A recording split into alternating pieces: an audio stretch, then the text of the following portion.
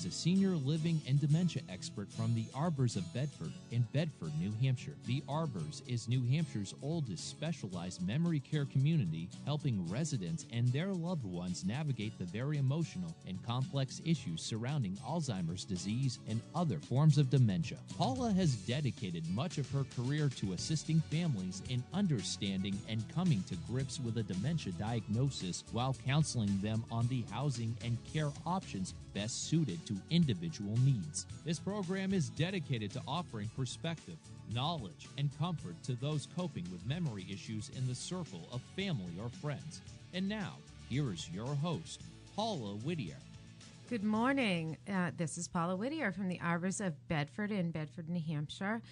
So you know what we are here to talk about today, anything related to dementia, Alzheimer's, senior care. We have a very interesting topic today that my guest came up with, and I thought, oh my gosh, I'm a little passionate about it. So we'll get into that in a second. It's a beautiful sunny day out here in southern New Hampshire, so I'm excited to be here and get on with this day. I think we have probably about 12 hours in front of me, and it's all going to be all Alzheimer's and dementia, and that's what I do and what I love to do. So please feel free to reach out to me if you have any questions or you need any resources when it comes to that. Do not feel alone.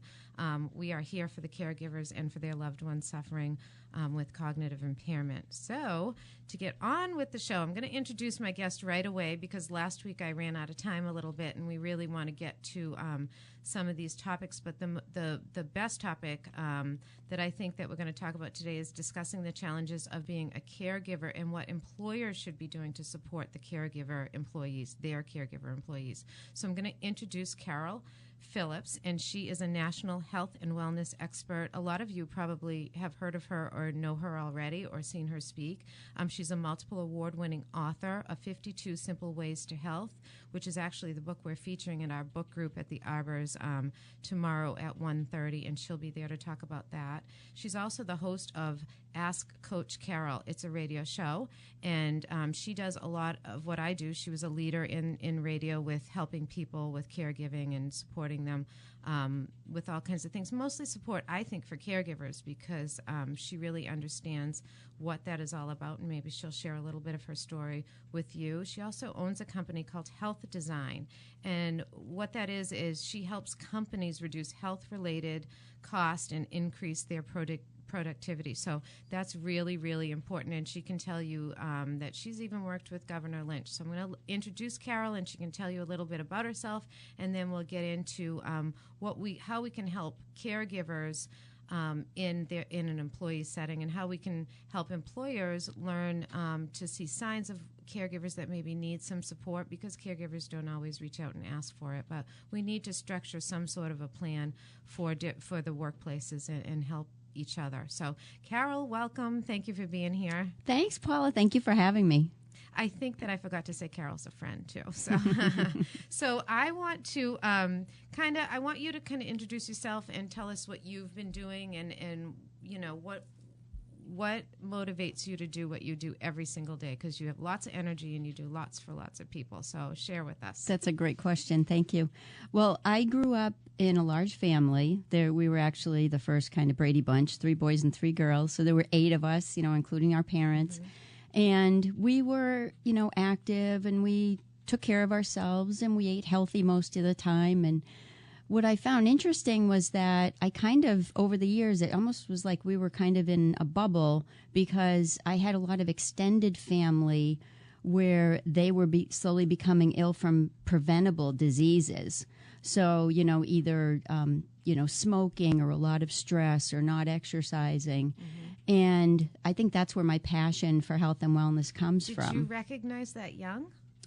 Well, what I recognized growing up was the sadness of watching them become ill and then losing them at an earlier age mm-hmm. than if maybe they had been taking care of themselves. Like, for example, my grandparents, both of my grandfathers smoked, and that was back when they smoked in the house. Yep. So my grandmothers were breathing in the secondhand smoke. And so, over the years, I kind of noticed the difference between the healthy behaviors and the unhealthy behaviors, and how dramatically that can affect your quality of life. Mm-hmm. And so I fell in love with health and wellness, and I started out in all fitness. And then, I realized that everything was connected. Every part of your life affects your health and wellness. Mm-hmm. And then there's the debate over how much is exercise and how much is diet. And we really don't need to come up with a percentage for each because it's a lot more than that. It's everything in your life that's interconnected, and it ebbs and flows. And, small changes produce big results. We know that now. So getting away from that drill sergeant mentality. But then also I fell in love with worksite wellness because I could see that, sometimes people were happy when they were at home, but then they went to work and it was just so regimented and miserable and caused so much stress, and that we needed to have health and wellness in the workplace. And that was when I was working for the state, and Governor Lynch issued an executive order saying that he wanted each agency to support health and wellness in the workplace. That's interesting that he came up with that. So what motivated him to do that? Do you have any idea? Was there a story behind that? Well, as a society, we were becoming more aware of the need and how much money companies were losing every year if they didn't support health and wellness in the workplace. Which I think that we're going to find if we don't support caregivers in the workplace, and that's why this subject is so important, that we're going to have these great needs, and there's going to be a cost to all of us if we don't kind of bundle it up and figure it out and really strategize as to how we're going to handle this epidemic, because it's coming fast. I know with Alzheimer's and dementia, but then you have people caregiving, even for children. That's something way back when Nixon was in office. He tried to implement a program for daycare. So it was going to be a federal daycare program, and came very, very close for that to becoming a reality. He took a trip to China, and that put kind of the end to everything, because there was a communist spin to it, and it stopped it. But really, when you look back at that, it wasn't a bad idea. And now when I look at what seniors are going to be needing and caregivers are going to be needing, we need senior care in workplaces maybe. So it's interesting. And that population is exploding. Mm-hmm. And employers have no idea usually how much money they're losing because of that. However, they need to support those people. And the way that I typically get an employer's attention regarding that is I say, you have a dirty little secret here in your workplace. Mm-hmm. And they say, what are you talking about? And I say, you have employees who are caregivers, and they are doing everything in their power to hide it from you because they're afraid of being the next person to be laid off. They don't want to miss that promotion they might be offered if you find out they're a caregiver, because a lot of employers, they just look at the negative sometimes and they say, okay, this person isn't going to be as productive, they're missing too much work. And instead of supporting them, oftentimes those employees are the first ones to be laid off. And the problem with that is now it's more turnover, and it's costly to hire new people. Right. On average, it's 30% of a person's annual pay to replace them, whereas usually the caregiving is a temporary situation, and if you support those employees through the process, they will be so much more loyal to you. Mm-hmm. We were talking about this when we were talking about the show, and I thought that was such a great point, because when people care about you, you act like you have a family-owned business and not a corporation. A lot of them are family-owned businesses, but just you treat your employees like you would treat your family, and I think that's really important. You have to help people get through the hard times. So I read some statistics this morning and wanted to share them, that 60% caregiver employees are late for work. So 60% of people caregiving at home for a loved one are late for work. It's hectic in the morning. They're trying to get people together. They're trying to get people to care for their loved ones while they go to work. So it's like hanging by a thread sometimes in the stress level. So I'm imagining that a lot of these people have little fender benders on the way to work. I mean, there's so much more that could unfold from these statistics and what we know. 20% are forced to take a leave of absence from work. 10% quit or take an early retirement, and 5% turn down promotions. So I read that this morning and wanted to share that with everybody, because I don't think people really understand the impact, and it impacts all of the employees around them. Right, absolutely. But they're part of our society, and that's what we're learning now, is those numbers are increasing. And one of the examples that is really telling is the market basket strike. Mm-hmm. where these employees voluntarily walked off the job, employees that work paycheck to paycheck. Yeah. So they literally were not going to know where their next meal was coming from. And they did that for a multi-millionaire CEO for no other reason than because he had been kind to them and supported them and fought for them and got to know them on an individual basis. Yeah. Now, after the recession, how many employees do you see that are going to walk off the job voluntarily and not know where their next meal's coming from for a multimillionaire CEO? He empowered them. Exactly. He empowered them. So that speaks to loyalty. If you treat your employees well, they will, go to the moon and back for you. Yeah. And the same with caregivers. If you support them through this difficult process, and yes, during it, you might be losing some money over another employee who's not caregiving. However, you help them get through that and to the other side. They will be so loyal to you. They will be singing your praises. They will be walking positive advertisements for you. Yep. And one of the statistics that I have regarding how much money people lose when they caregive, the average caregiver over their lifetime loses over $300,000 in lost income, not contributing as much to Social Security, opportunity losses. Their health deteriorates, so they have higher costs. And so it just goes on and on and on. So we really have to embrace these employees and figure out how to create a win-win situation. And I know, so it was probably maybe 5 years ago, I thought of an idea for marketing because I'm at Arbors of Bedford, and it's a community for people with Alzheimer's and specialized community. And we had all of these adult children coming in for 7 o'clock, 8 o'clock appointments at night. They were that busy. They needed to work all day. They needed to go home to their loved one. They needed to find a babysitter sometimes to care for the loved one while they ran out to get information to start the process. So I reached out to some of the larger companies in New Hampshire, and I offered to Human Resources, how about we do a lunch and learn? It doesn't have to be specifically about the Arbors of Bedford. We have resources. I have a lot of information. How about I come in at lunchtime for your employees, and we discuss planning a memory care solution for your loved one, whether it be home care, daycare, whatever resources I have, start the process. Nobody thought that was important then. They really did. They were just like, well, maybe, whatever. I was even at that time going to provide the lunch.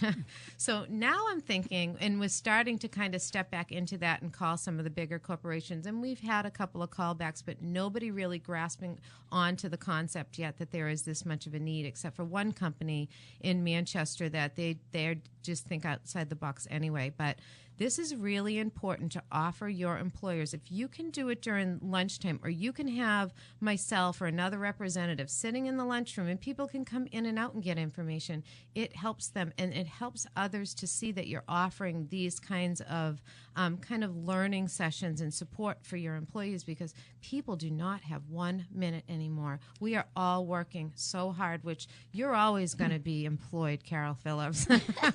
Always. Well, it's funny you say that, because, one thing the listeners might be thinking is, well, how much can Carol really speak on this subject personally? Well, my mother had dementia, and I was her primary caregiver, and I took care of her part-time for 2 years and then full-time for over 4 years. Yeah, that's amazing. And everything, through the whole process, and it's just amazing how taxing it is, because it ends up being a 24/7 job. Because I was still trying to work full-time when I was first taking care of her. I was one of the statistics. I ended up getting laid off. And, in the state of New Hampshire, an employer can, fire people for whatever reason, yes, it's an at-will state. Right, exactly. So oftentimes you have no idea what really was going on behind the scenes when you're, laid off or fired sometimes.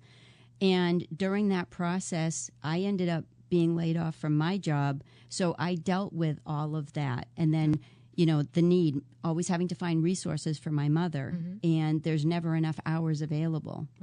Right. And sometimes you reach out. I mean, there's the Alzheimer's Association. There are people you can reach out to. Can't always get a hold of them. You can't. People need to know that too.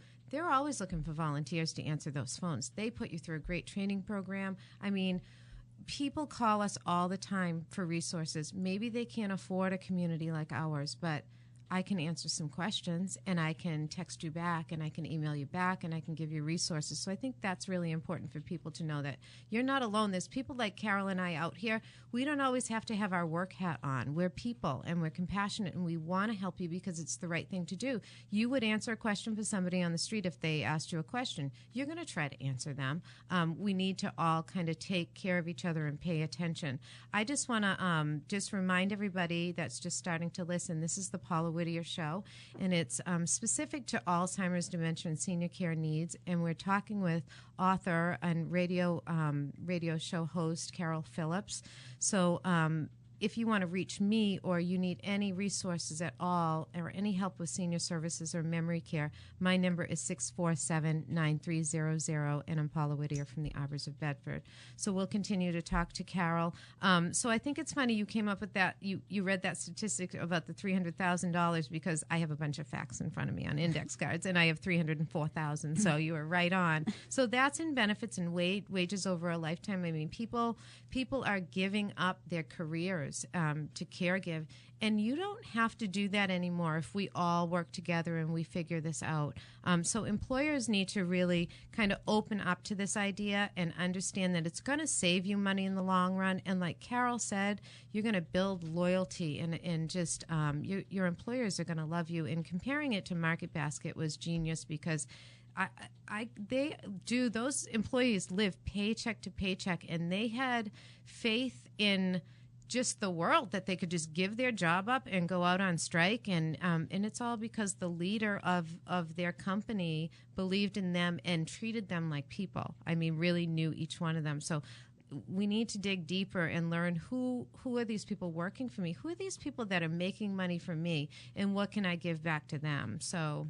Right, and it takes a village. Mm-hmm. It takes a village to take care of somebody, especially with dementia, because there are just so many more challenges involved, minute by minute. So did you have your mom at home with you?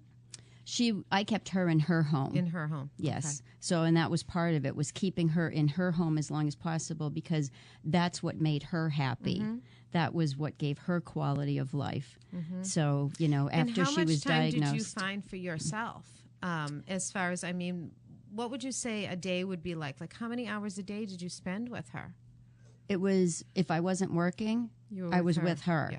And that's the thing that people need to realize about this disease is you're working full time, but then you go back to caregiving full time. Right. And that's 24/7. Mm-hmm. And their needs just increase as their health deteriorates. Mm-hmm. So it's more and more work for the caregiver. Right. And oftentimes the caregiver ends up getting sick too. That's right. Because they're not getting a break, and the stress is so high. And then they're always trying to find resources, and they're going through the process of whether the person ends up needing Medicaid and doing all the application. The other thing about when people have dementia is the caregiver can't always just set up a ride for them to go to their doctor's appointments. Mm-hmm. You have to be in the room with them answering questions, because they're not answering the questions correctly. Mm-hmm. They're answering them the way they think, that they think they're saying things that are correct. Or sometimes in the early stages, they're trying to hide their disease. Yep. So they keep saying everything's fine. And so then the doctor doesn't always know what they need. And I'll give new caregivers a tip. Okay, Carol's going to give you a tip in a minute. We're going to take a real quick break, and we'll hear that tip. Go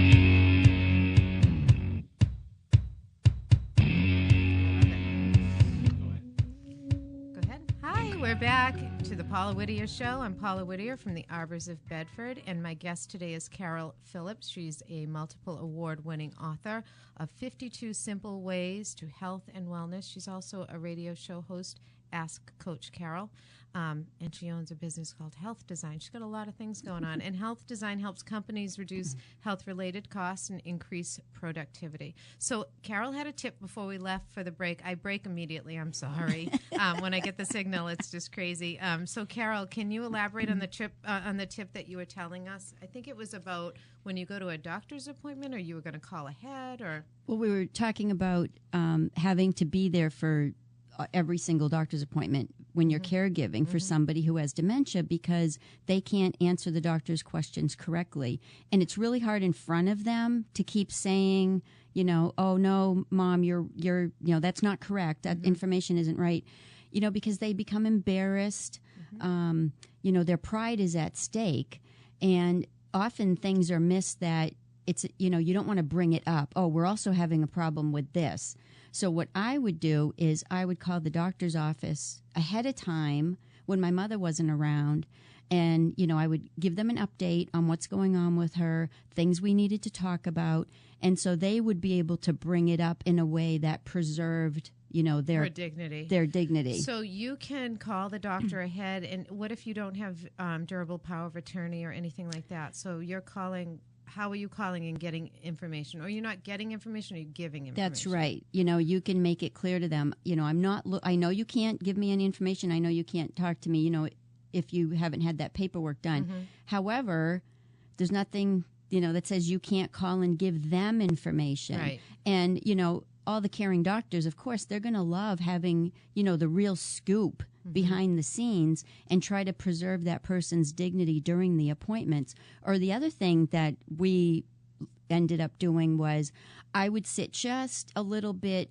in back of where my mother was sitting when the doctor was talking to her, and the doctor would keep directing the questions to her so that she didn't feel like she was kind of lost in the corner while the doctor was just communicating with me.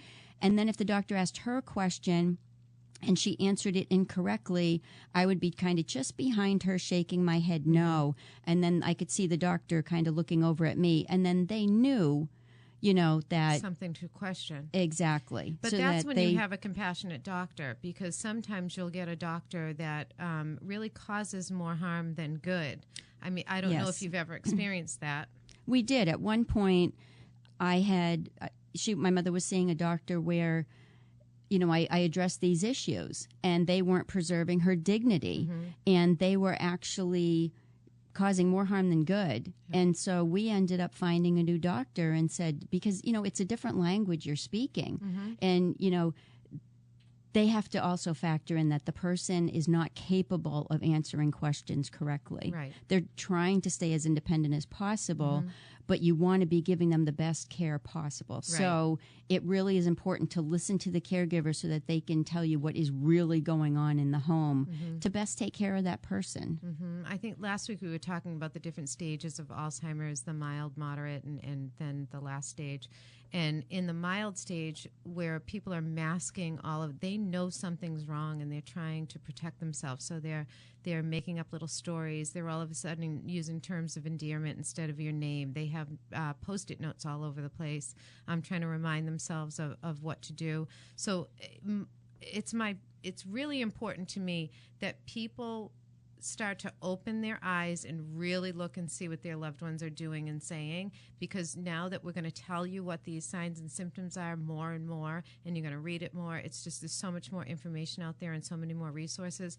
Try to get a diagnosis in that stage. Try to get that paperwork done with the family. Try to just step up a stage and get things done, because it's usually the moderate stage where people go, okay, now I really have to take action. And I know we talked about this thoroughly last week, but that's one thing is in the beginning stage, if you can really do a reality check and say, you know what, I think this is what Paula was talking about, or Carol was talking about, or Shirley was talking about these signs. It seems like she doesn't really remember this, and I'm seeing a lot of things around the house that she's she's putting the notes up, she's trying to remind herself of things. Maybe now's the time to start talking to a doctor. So I always want to remind people of that because it's so important to me, because when you get your family affairs and the reality of the disease and how it's going to progress with the whole family, you try to get them all on board. It's not always easy, but at least you can start sooner.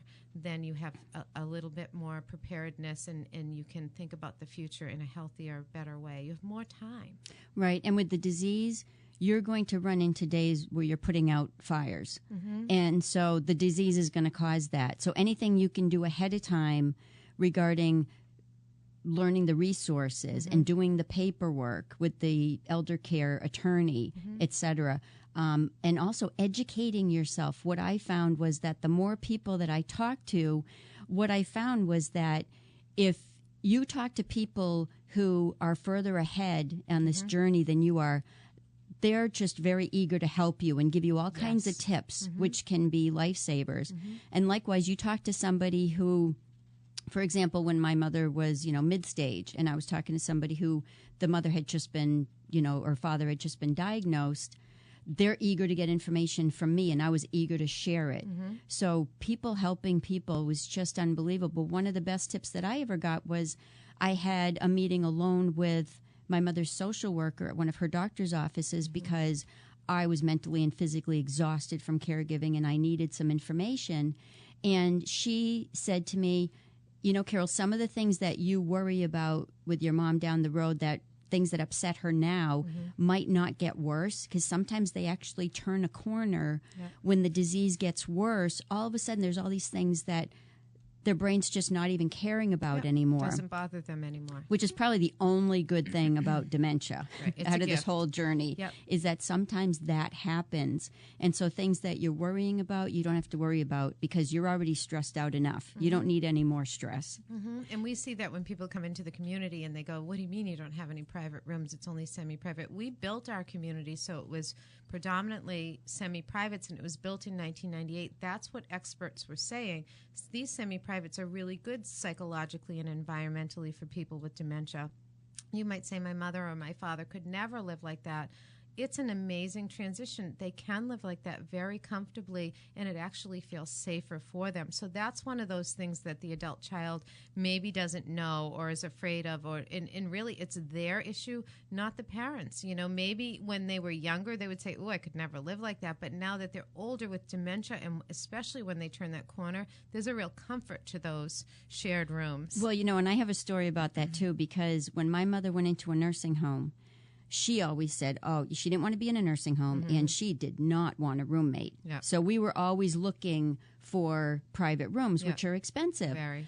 And what was kind of funny was she went into a nursing home and was put in a room with a roommate. Well, the roommate had also gone into the nursing home saying, I don't want a roommate, and she was supposed to have a private room. Well, what happened was, the two of them, they just suddenly became best friends. And here's the kicker, is a lot of people aren't thinking that when they go into a nursing home, now all of a sudden they're not going to feel like they have any purpose in life. Right. And our brains, number one, need to socialize. And number two, we need to feel like we have a purpose. Yes. Especially if we've worked for years and years and years, we're kind of mentally connected to that job title, or we're the mother or we're the grandmother. But, we have a home that we're taking care of. Well, now all of a sudden, they feel like they have nothing. And the brain is craving social interaction and a purpose. So in my mother's situation, what ended up being perfect was my mother's roommate was about 10 years older than her with a bad heart. Well, in my mother's mind, she was taking care of that roommate and helping her. That happens often. I see that a lot. Right. And the roommate had a husband who had Alzheimer's and had passed away from Alzheimer's. So my mother's roommate immediately said to herself, oh, I can help her because I'm experienced with Alzheimer's. And she actually did, because when she could see that my mother needed something, but my mother's brain wasn't telling her how to press the button to call the nurse, the roommate would call the nurse. And so here's two people who swore up and down that they would never, ever want a roommate, and they just loved being together. That's neat. And that's another thing that the social worker had warned me about, had said, you know what, when your mother gets in there, she might actually like having a roommate. Right. And at the time I said, there's no way. But sure enough, so things really do change. Yeah, they do change. And it makes it easier for the caregiver when those things change, because it's nice to know that they're settled and they're content, and you don't have to be there for every little thing. It's almost like you're not spoiling a child, but you want to do every little thing to respect their wishes, and you want to just be that good girl still. Like, you're still a child, but then you're the leader of your parent. It's such a confusing place. There's so much psychology to it. But what we were talking about during the break is, when we're caregivers, we go to support groups, we do these book groups, you really just dig deeper into the world of dementia and Alzheimer's. Caregivers need outlets, so you don't necessarily have to sign up for every Alzheimer's support group and book group and this and that and the other thing to learn. You really need to take a chunk of time, I don't want to say a chunk of time because you don't have it. 15 minutes to breathe. And that's what's great about the 52 Simple Ways to Health. There's ways to show you how to take care of yourself. So yes, you're a caregiver, but you're also your own caregiver. And a lot of people don't support you. You need to take that ownership of your own body and mind, and you need to start figuring out what is it that I can do for myself. Can you kind of give some tips on that, Carol? Right. And, even the smallest amounts of time can be huge. So learning how to ask for help. So here's the thing. People who end up being the full-time caregiver are usually people who give and give and give, and sometimes to a fault. Don't know how to ask for help from other people. And so you really need to learn how to ask for help, even if it's a short amount of time, and then just get away. Give yourself a break and do something that's totally non-caregiving for the other person, because then you're getting back to taking care of yourself, which is desperately needed. Right. So actually, we're going to go and take a visit. You're going to introduce me to some great ladies today that have a group. Can you tell us a little bit about them and what they do? Right. Well, there's a new group in Nashua. It's the New Hampshire Health and Wellness Center. And part of what they do is, helping people who are, stressed out and can get a break from their caregiving. So they're going to have Reiki and things like that? Right, exactly. There's a hypnotherapist there, Lois Herman, who is just amazing. But, having caregivers, take time for yourself. Your health is really important. And especially if you're caregiving for a loved one, that loved one, you need to trust that they want you taking care of you. They don't want you to come out the other side of this unhealthy. Right. And I've struggled for the longest time with the thought of my mother being in a nursing home. But my mother would want me to be healthy and happy. And you get to the point where you have to make peace with that. Right. So last night I had dinner with a woman that everybody knows if you know anything about Alzheimer's and dementia and support, and she's a great woman, and she was a caregiver. Well, she still is a caregiver, but when she started caregiving, she was 100% caregiver. She was going to give it her all. She was going to do everything, and she wore herself down. She didn't take a minute for herself and actually got very sick. So she had to place her loved one into a community for a while she got better, and it was she was really sick. She concentrated on getting herself better. Then she took her loved one out of the community and brought him back home and had a whole different way of caregiving. And it's pretty amazing what she's done and how she set up the caregiving so it doesn't hurt her health anymore, but she can still be there and be the advocate. So she'll be on the show in a couple of weeks to kind of talk about that. I thought it was interesting that she knew the issue. She knew that she was sick from all that caregiving, and here she is, and she's very successful and has a new way of doing it and does it. I mean, everybody looks to her for advice and tips because she's got it now. She's got it down pat. So she's going to be one of those leaders to help this next group of people coming through. There's a huge wave of people that are going to need these services and resources. So, and just quickly getting back to the workplace, we are going to, I know that Carol and I are going to be on a mission and help employers really take care of their employees that are caregiving at home. So we're going to take another break, and then we're going to come back and close the show. If you have any questions for me, you can email me or you can call me at the Arbors of Bedford, 647-9300. So we're going to take a little break, and we'll be right back.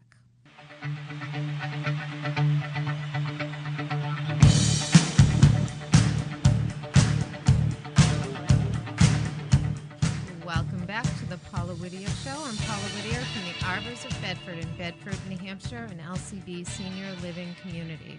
Today we're here with Carol Phillips, and we actually don't have very much time left. Carol is the author of 52 Simple Ways to Health, and she's an award-winning author for that book, and she's also the host of the Ask Coach Carol radio show, so I'm so happy she's here with us today. She owns a company, Health Design, that helps companies reduce health-related costs and increase their productivity. Today we discussed a little bit, we touched upon caregivers in the workplace and how some employers don't even know about this growing need. They don't even know that their own employees are suffering. They're caregiving and they're hiding it.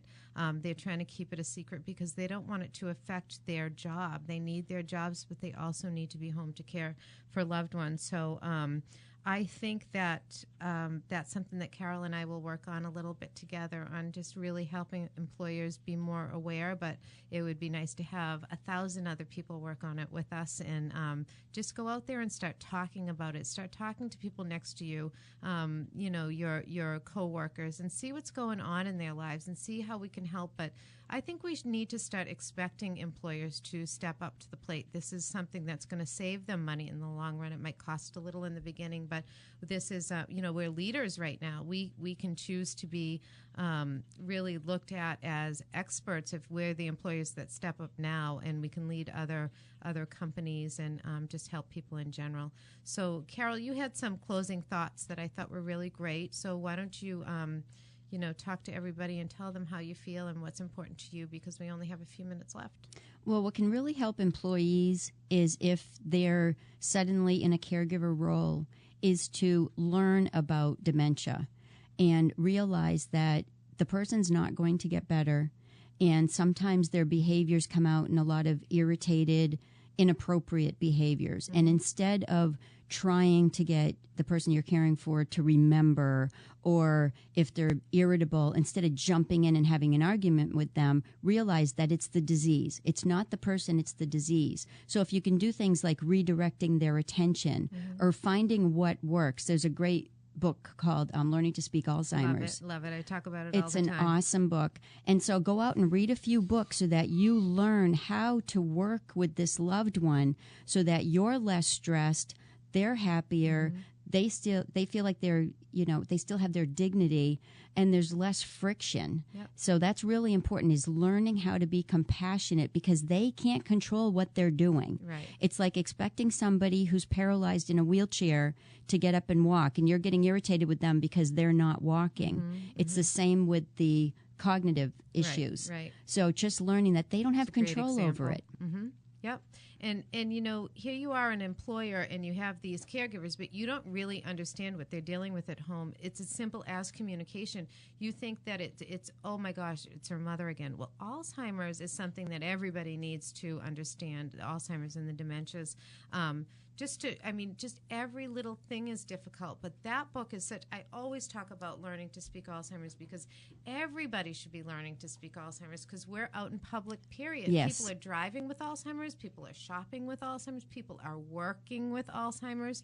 So we need to all become more aware. And that's the purpose of the Paula Whittier show. And I'm so fortunate that LCB actually allows me to do this once a week to get you those resources. So remember, if you have any questions, to call me at 647-9300, and you can always go on the website for WSMN, and you can check out some of the other radio shows, but you also can reach me through that as well, or you can email me at pwhittier@arborsofbedford.com. Carol, for employers that might be out there listening, because that's really who Carol works with, our businesses, what kind of information would you give them, or where can they reach you? Because you have an awful lot to offer. Health and wellness in the workplace is it's just so broad. Absolutely. Well, they can reach me directly. They can call me directly, 603-321-2750, or they can go to my website, healthdesignnh.com.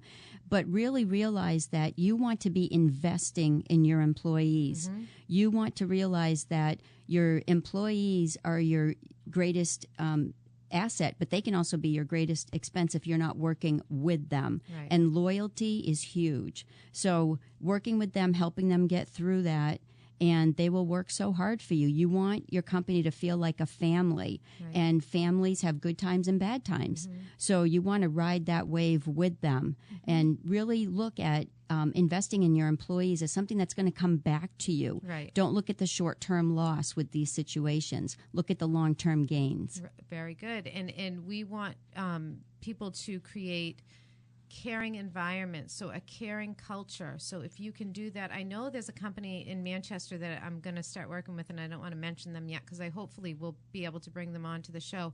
But they do things like they make salads for their employees at lunch. They actually have somebody that comes in and does that, so everybody gets a healthy salad at lunch if they so choose. I know our company, we feed every single associate a meal, a hot meal every single day. So every LNA that comes in there, every nurse, every anybody, including volunteers. We want everybody to have a nice meal just for their health.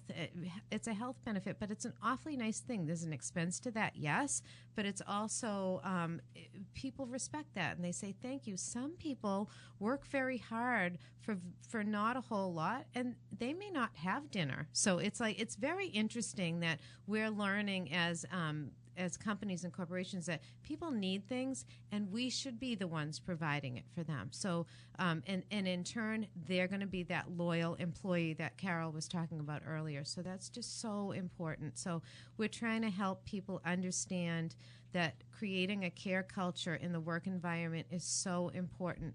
You want people's mental health to be good. You want their physical health to be good. You just want people to know that you care about them. And in turn, that makes a caring person care about the next person, and it's just that chain reaction.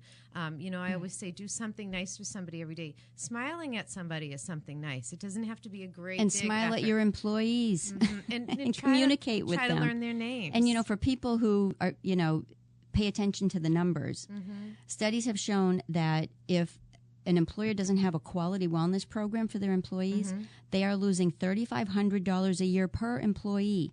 Because of health. It's really health related. If you don't have a healthy culture where you're supporting them, right? And so you do the math. Yeah.